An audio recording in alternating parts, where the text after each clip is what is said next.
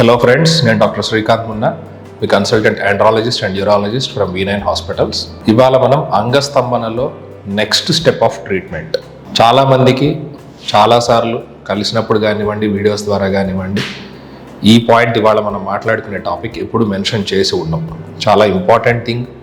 ఎందుకని ఈరోజు మాట్లాడుకుంటున్నాం, రొటీన్గా మాట్లాడమంటే పాత రోజుల్లో చేసే పద్ధతి ఇది, మనుగడలో లేదు. కానీ కొంతమందికి ఉపయోగపడే ప్రొసీజర్ ఇది. సో అంగస్తంభన ఉంది, మందులు వాడాము, ఇంప్రూవ్ కాలేదు, నెక్స్ట్ స్టెప్ ఏంటి?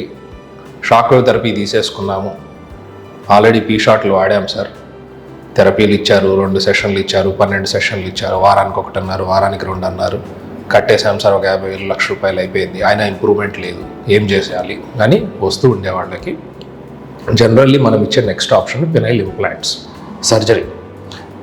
సర్జరీ అంటే భయపడి చాలామంది వెళ్ళిపోతూ ఉంటారు. అంత ప్రాబ్లం ఉందా సార్, నాకు మామూలుగా ఆపదా అని అడుగుతూ ఉంటారు. సో అట్లాంటి వాళ్ళకి టెస్ట్ చేసుకోవటానికి మనం ఒక చిన్న పద్ధతి చెప్పటం జరుగుతుంది. ఇంట్రాకావర్నోజల్ ఇంజెక్షన్స్ పాత రోజుల్లో చాలా ఫ్రీక్వెంట్గా వాడేవాళ్ళు.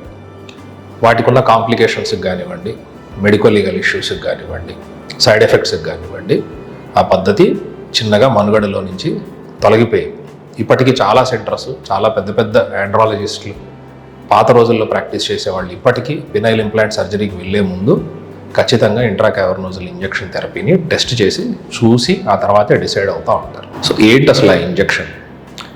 ట్యాబ్లెట్ వాడుతున్నాము, తగ్గట్లేదు అంటే ఇంజెక్షన్ చేస్తే తగ్గుతుందా?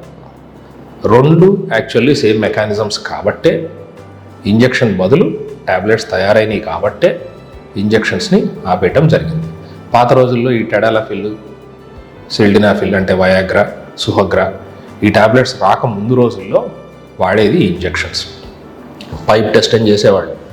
అంగస్తంభన ప్రాబ్లం వచ్చిందని అందరిని పడుకోబెట్టి వరుసగా ఇంజెక్షన్లు చేసుకుంటూ వెళ్ళేవాళ్ళు కర్టన్ లేసి మధ్యలో.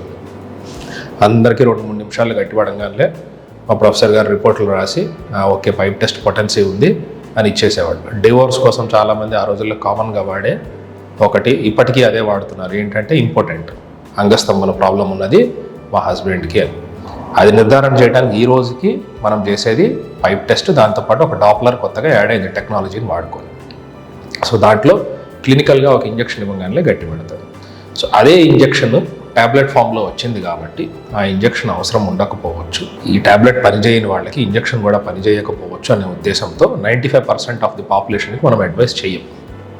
మరి ఎవరిలో వాడతాం, ఎందుకు మాట్లాడుకుంటున్నాము అంటే పెనైల్ ఇంప్లాంట్కి వెళ్ళే ముందు మీకు ఇంజెక్షన్ పనిచేసే అవకాశం ఉందా, ట్యాబ్లెట్ డోస్కి పనిచేయనప్పుడు ఇంజెక్షన్కి పనిచేసే అవకాశం ఉంటే పెనైల్ ఇంప్లాంట్ సర్జరీకి మీరు విల్లింగ్గా లేకపోయినా, ఫిట్ లేకపోయినా, మీ లైఫ్ స్టైల్ చేంజెస్ని బట్టి, ఏదైనా రీజన్ బట్టి మీరు వెళ్ళలేకపోతే ఇంట్రాకావర్నోజల్ ఇంజెక్షన్స్ అనే థెరపీ ఒక ఆల్టర్నేటివ్ లిమిటెడ్ ఆప్షన్ ఉంది అని ఎక్స్ప్లోర్ చేసుకోవటానికి ఒక రీజన్ అయితే, సివియర్ పర్ఫార్మెన్స్ యాంగ్జైటీ.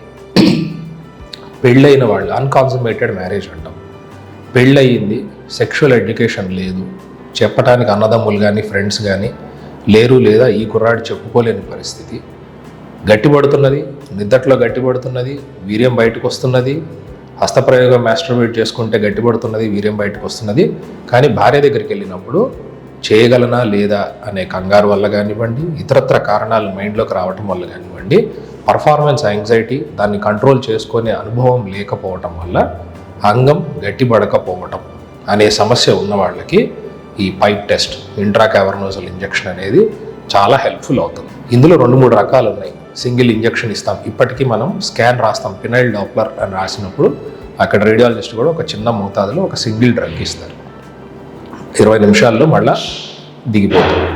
దిగకపోతే ఇంకొక ఇంజెక్షన్ ఇచ్చి దాన్ని మళ్ళీ నార్మల్ స్టేట్కి తీసుకొచ్చిన తర్వాత పంపిస్తుంటాం. సో ఈ సింగిల్ డ్రగ్గా, 2 డ్రగ్సా, 3 డ్రగ్స్ అంటే బైమిక్స్ అని, ట్రైమిక్స్ అని, ఇట్లా మల్టిపుల్ ఇంజెక్షన్స్ ఉంటాయి. వీటన్నిటిలో బెస్ట్ ఏది సార్ అంటే ట్రైమిక్స్. కానీ ట్రైమిక్స్ చాలా కాస్ట్లీ, ఇండియాలో అవైలబిలిటీ తక్కువ, అండ్ దానికి పెట్టుకునే కాస్ట్ తోటి ఒక 10 ఇంజెక్షన్లు చేసుకునే కాస్ట్ తోటి మనం పెనైల్ ఇంప్లాంటే వేసుకోవచ్చు. So second best option is Bimix. బైమిక్స్లో మనం పెపావరిన్తో పాటు క్లోర్ప్రోమజిన్ అనే ఒక చిన్న ఇంజెక్షన్ని కలిపి వైల్ తయారు చేసి పేషెంట్కి ఆయన బాడీ వెయిట్ని బట్టి వచ్చే రెస్పాన్స్ని బట్టి డోస్ క్యాలిక్యులేట్ చేసి ప్రిపేర్డ్ ఇంజెక్షన్స్ ఇస్తాం. ఆ ఇంజెక్షన్స్ ఎక్కడ చేసుకోవాలి ఏంటి అనేది ఎక్స్ప్లెయిన్ చేస్తాం. ఫస్ట్ టైం ఇంజెక్షన్ మనం ఇంది క్లినిక్కే ఇవ్వటం జరుగుతుంది.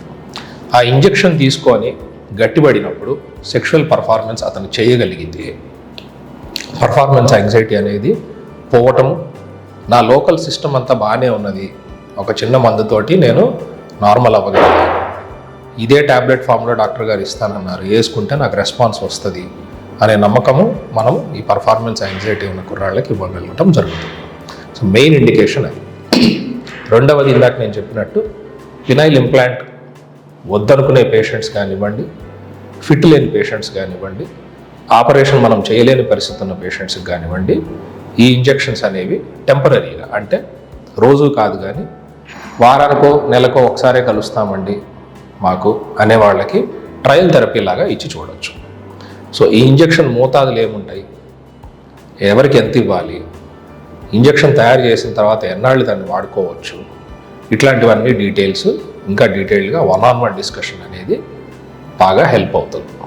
సో నేను చెప్పినట్టు అందరికీ ఉపయోగపడకపోవచ్చు. ట్యాబ్లెట్స్ వాడుతున్న పని చేయని కేటగిరీ, నార్మల్ సెక్షువల్ యాక్టివిటీ ఉండి వైఫ్తో కలవాలనుకున్నప్పుడే ఇబ్బంది ఎదురయ్యే వాళ్ళకి ఈ 2 కేటగిరీస్కి ఈ ట్యాబ్లెట్స్, ఈ ఇంజెక్షన్స్ అనేవి యూజ్ అవుతాయి. సో ఇట్లాంటి వాళ్ళు డీటెయిల్డ్ డిస్కషన్ కోసం V9 హాస్పిటల్కి రండి. 1-on-1 మనం కూర్చొని మీ సిచ్యువేషన్కి తగ్గట్టు డిస్కస్ చేసి డెసిషన్ తీసుకుందాం. Thank you.